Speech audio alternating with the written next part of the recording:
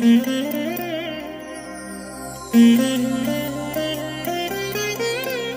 దినం పరము నుండి దిగివచ్చు మాట. ఇది నీ జీవితానికి వెలుగుల బాట.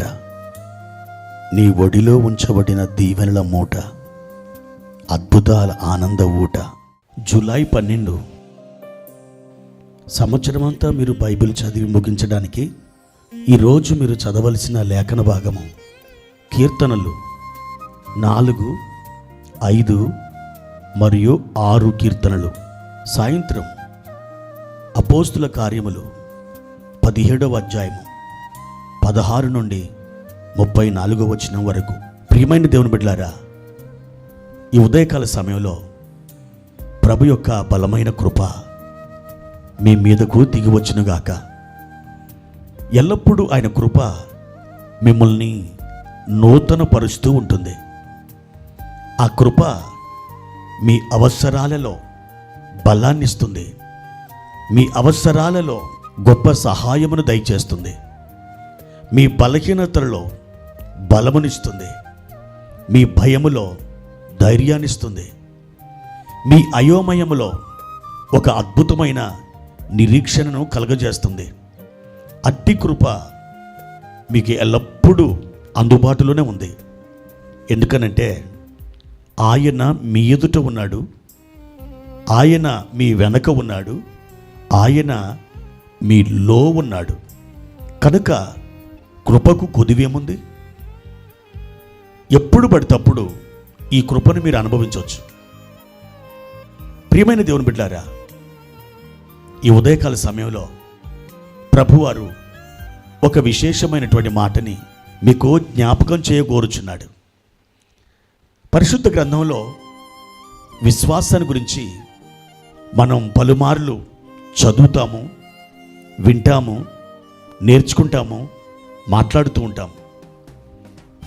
క్రొత్త నిబంధన గ్రంథంలో విశ్వాసాన్ని గురించినటువంటి ఒక అధ్యాయము మనకి కనిపిస్తుంది. ఇప్పటికే మీ మనసులో ఆ అధ్యాయం ఏమిటో చెబుతున్నారు కదూ? అవును, మీరు గెస్ చేసినట్లే హెబ్రీ పత్రిక 11వ అధ్యాయం. ఈ అధ్యాయం అంతా కూడా విశ్వాస వీరుల గురించి రాయబడింది. అక్కడ విశ్వాసానికి నిర్వచనం చెబుతూ, విశ్వాసం అన్నది నిరీక్షింపబడు వాటి యొక్క నిజ స్వరూపమును, అదృశ్యమైనవి ఉన్నవనుటకు రుజువునై ఉన్నది అని ప్రారంభిస్తాడు. అవును దేవుని బిడ్డలారా, ఈ విశ్వాసం ఏంటో తెలుసా? పరలోకాన్ని తెరిచే ఒక తాళపు చెవి. అవును, యేసు ప్రభు వారి చేతిలో కూడా ఒక తాళపు చెవి ఉంది. ఆ తాళపు చెవి ఎటువంటి ద్వారమునైనా తెరవగలిగిన మహిమగల తాళపు చెవి అది. ఈరోజు మీకు కూడా ఒక తాళపు చెవినిచ్చాడు. అదేమిటో తెలుసా? విశ్వాసము అనే తాళపు చెవి. ప్రియమైన దేవుని బిడ్డలారా, ఈ విశ్వాసాన్ని గురించి మాట్లాడుతూ, విశ్వాసము లేకుండా దేవునికి ఇష్టుడై ఉండుట అసాధ్యము అని మాట్లాడతాడు.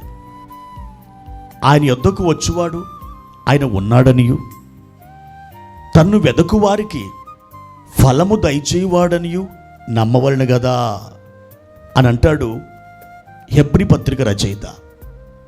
ప్రియమైన దేవుని బిడ్డలారా, మీరు దేవుని యందు విశ్వాసము గనక కలిగి ఉంటే, మీరు ఆల్రెడీ ఆయన ఉన్నాడని మీరు నమ్ముతున్నారు. లేని వాని గురించి ఎవరైనా నమ్ముతారా? అది సత్యదూరం. అయితే మీరు ఆయన నమ్ముతున్నారు గనక మీరు ఆయన్ని వెతికినప్పుడు మీ యొక్క ప్రయాసకు ఫలమును దయచేస్తాడు. ఇలా మీరు నమ్ముతున్నారు కనుక తప్పకుండా దేనినైతే మీరు వెతుకుతున్నారో ఒక దినమున అది భౌతికమైన పదార్థ రూపంలో మీ కన్నుల ముందు ప్రత్యక్షపరచబడుతుంది. మీ విశ్వాసం అదృశ్య ప్రపంచంలో నుండి దృశ్యమానమైన ప్రపంచంలోకి మీ అవసరాన్ని తీర్చగలిగిన ఫలాని వస్తువుని లేదా ఫలాని పదార్థమును మీ ఎదుటకు తీసుకొని రాగలిగింది. మనం ప్రార్థించినప్పుడు మన ప్రార్థనలకు దేవుడు జవాబుని ఇస్తాడని కూడా మనం విశ్వసించాలి. పరిశుద్ధ గ్రంథంలో మార్కు వార్త 11వ అధ్యాయం 24వ వచనంలో ఈ విధంగా వ్రాయబడి ఉన్నది. అందుచేత ప్రార్థన చేయనప్పుడు మీరు అడుగుచున్న వాటి నెలను పొంది ఉన్నామని నమ్ముడి, అప్పుడు అవి మీకు కలుగునని మీతో చెప్పుచున్నాను. అప్పుడు అవి మీకు కలుగునని నేను మీతో చెప్పుచున్నాను అంటున్నాడు. అప్పుడు అంటే ఎప్పుడు? మనము అడిగిన వాటిని ఆయన దయచేయుచున్నాడని నమ్మినప్పుడు. మీరు ఎన్నో ప్రార్థనలు చేస్తున్నారు. మీరు నమ్మి ప్రార్థన చేస్తున్నారా? అవును, మీరు నమ్మియే ప్రార్థన చేస్తున్నారు.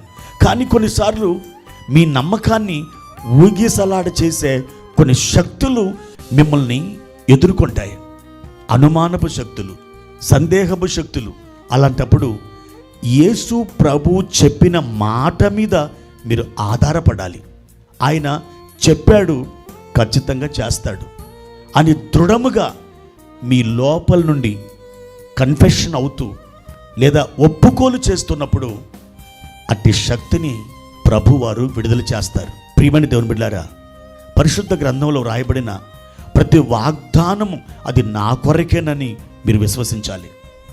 ఆయన పొందిన దెబ్బల చేత మనం స్వస్థత పొందుచున్నాం. ఈ వాక్య భాగం లేదా ఈ వాగ్దానాన్ని మీరు చదివినప్పుడు ఏ వ్యాధి, ఏ సమస్య లేదా ఏ గాయం, ఏ రోగం మిమ్మల్ని పట్టి పీడిస్తుందో ఈ వాగ్దానం తీసుకొని ఆయన పొందిన దెబ్బల చేత నేను ఇప్పుడు బాగుపడుతున్నాను, స్వస్థత పొందుతున్నాను అని మీ నోటితో మీరు చెప్పండి. అప్పుడు మీలోని విశ్వాసం అద్భుతమైనటువంటి స్వస్థతని మీ శరీరానికి తీసుకుని వస్తుంది. అదృశ్యమైన శక్తి మీ విశ్వాసం. భూమిని పరలోకాన్ని ఏకం చేసే ఒక అదృశ్యమైన త్రాడు మీ విశ్వాసం. లేని వాటిని ఉన్నట్టుగా మీ ముందు నిలబెట్టేది మీరు కలిగి ఉన్న విశ్వాసం. అద్భుతాల భాండాగారాన్ని తెరవగలిగిన అద్భుతమైన తాళపు చెవి మీ విశ్వాసం. అందుకే నేను విశ్వసించి తిని గనుక నేను మాట్లాడుచున్నాను అని పౌలు గారు చెప్పినట్లు మీరు ఏదైతే విశ్వసిస్తున్నారో దానినే మీరు పలకండి, దానినే ఆ తర్వాత మీరు పొందుతారు. అట్టి కృప ప్రభు మీకు దయచేయునుగాక. ప్రార్థన. ప్రియమైన తండ్రి, మీ ఘనమైన నామానికి వందనాలు. విశ్వాస సహితమైన జీవితాన్ని మేము జీవించడానికి మాకు సహాయం చేయండి. మీ యందు గొప్ప కార్యములు మేము జరిగించడానికి మీ కృపలో ఆధారపడి మీ కృప మీద ఆనుకొని మేము సాగి వెళ్ళడానికి మాకు బలమును, శక్తిని దయచేయండి. ప్రభు, ఏ విధంగా విశ్వసించవలెనో మాకు నేర్పించండి. విశ్వసించకూడని విషయాలు మేము విశ్వసించకుండానట్లు మాకు సహాయం చేయండి. మా తండ్రి, విశ్వాసము ద్వారా ఎన్నో గొప్ప కార్యాలు మా పితరులు జరిగించారు. అట్టి విశ్వాసాన్ని మీరు మాకు దయచేయమని యేసు నామమున ప్రార్థిస్తున్నాము తండ్రి. ఆమెన్.